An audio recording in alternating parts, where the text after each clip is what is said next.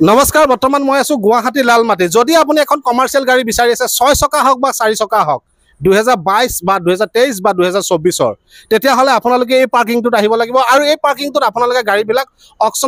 অকচনত অনা গাড়ীবিলাক পাব লগতে এই গাড়ীবিলাক আপোনালোকে কেনে ধৰণে ল'ব পাৰিব এই গাড়ীবিলাকৰ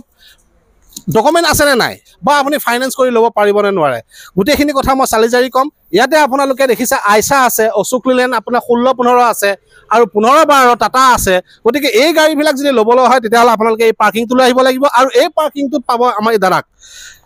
দাদাক পাব দাদা যিহেতু আপোনাৰ 16-15 আছে 15-12 আছে আইসা আছে এইবিলাক গাড়ী আপোনাৰ কাগজ পাতি আছে নে নাই অল কাগজ ওকে পাব ডকুমেন্ট আছে কমপ্লিট পাই যাব আপোনাৰ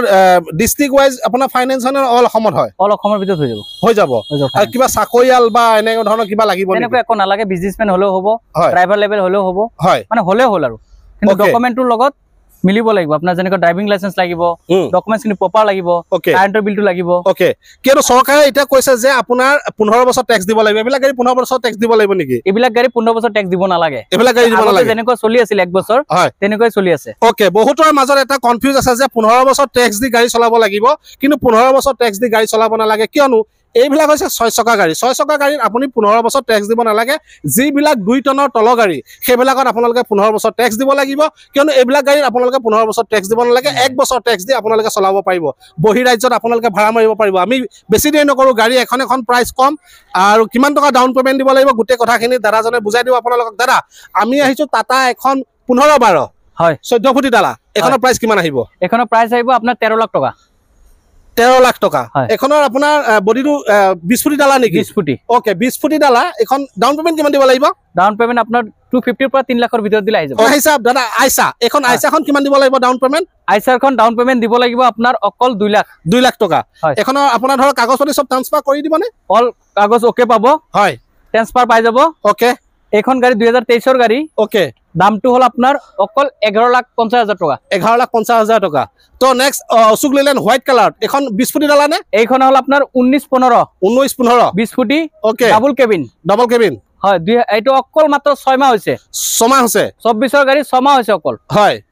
এখনৰ প্ৰাইস কিমান বিচাৰিছে এখনৰ প্ৰাইস হ'ব অকল 19,50,000 টকা ডাউন পেমেন্ট কিমান দিব লাগিব ডাউন পেমেন্ট 4 লাখ টকা দিলে হৈ যাব 4 লাখ টকা ডাউন পেমেন্ট দিব লাগিব এখন গাড়ী চাওক ডাবল কেবিন যদি আপোনালোকে ডাবল কেবিন গাড়ী বিচাৰি আছে এখন 4 লাখ টকা ডাউন পেমেন্ট এখন আপোনাৰ ধৰক ডকুমেন্টছ অফ ট্ৰান্সফাৰ কৰি দিব অল ওকে পাই যাব ওকে তো নেক্সট আৰু এখন আছে অশোক লেলেণ্ড এখন 20 ফুটি ডালা নে এখনো 20 ফুটি আছে হয় এখনৰ প্ৰাইস কিমান বিচাৰিছে এখন অশোক লেলেণ্ড ইকোমেট বুলি কয় হয় 20 ফুটি ডালা ওকে এখনৰ প্ৰাইস কিমান বিচাৰিছে এখনৰ প্ৰাইস হল আপোনাৰ 2022 ৰ গাড়ী হয় প্ৰাইসটো হল 14 লাখ ডাউন পেমেন্ট কিমান দিব লাগিব ডাউন পেমেন্ট 3 লাখ বা 4 লাখ টকা দিলে আহি যাব 3 লাখ বা 4 লাখ টকা ন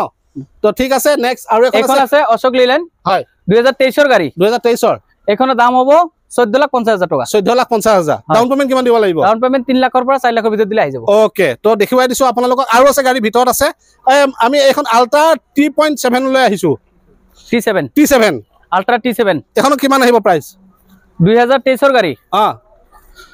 অকল দাম 10,50,000 টকা 10,50,000 আল্ট্ৰা T7 ওকে এখন 14 ফুটি বডি 14 ফুটি বডি হয় 4 চকা ওকে আৰু এখন বুকিং হৈ গল নেকি এখন বুকিং হৈ গল ওকে আৰু অশোক লেলেণ্ড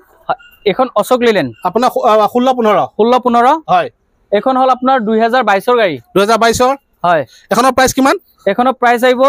13,50,000 টকা 13,50,000 20 ফুটি বডি 6 চকা ওকে আৰু নেক্সট এখন 2059 এখন বুকিং হৈ গল হয়